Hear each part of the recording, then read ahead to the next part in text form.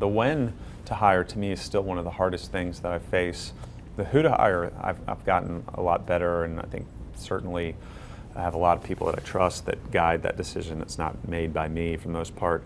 So the when is probably one of the hardest ones for our business. Other businesses, maybe it's, when you build that new factory, you got to have 30 people in there working no matter what, or else that factory doesn't do anything.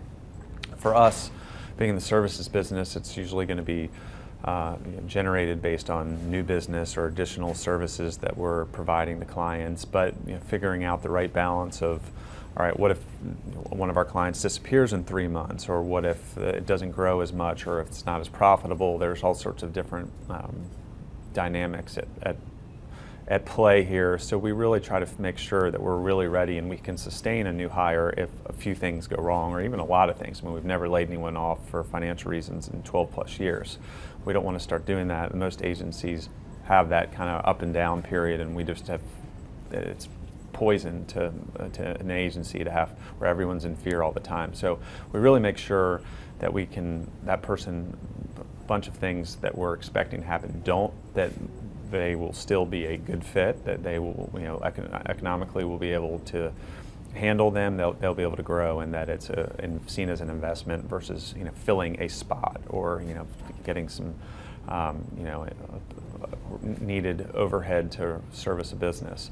I spent a lot more time and energy on figuring out the right people, and again, of course, every business is going to be different, but we've gotten much more rigorous in terms of how we hire people, and the process has gotten much more buttoned up, which is good. We have a lot more people involved, and I think that makes it more complicated, but every time it's served it well, where we want somebody to be able to speak up. See, I don't know whether they can actually do the job we're hiring, but I don't think I would like to spend time with them if they worked here. And we've had people feel comfortable enough to do that, and that's essentially, we're looking for the culture fit, which in a lot of ways is, would I want to have a beer with this person? If the answer is no, you shouldn't hire them, even if they're really qualified.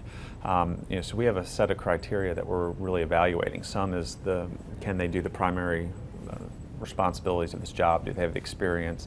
But the intangible that's always the biggest factor for success is, are they a good fit at BrightWave?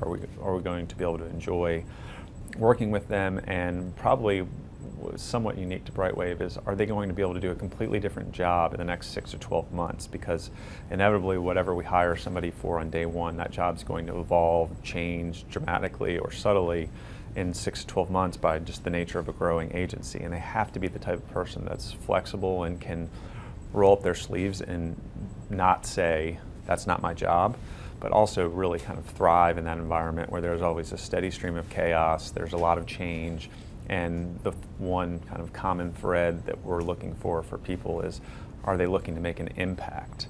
Be a big fish in a small pond. We have a lot of people that could go get higher paying jobs at fancier offices or brands, but at the end of the day, the BrightWave really draws people that are looking to make a big impact on our business, on our clients, and on their own career. And that's something that usually is pretty apparent when you go through the interview process and you have 6 to 7 people. We can kind of spot out strong resume, but this person's never, they're a walker, not a runner. And we want the people that are running or aspire to be that in the right environment.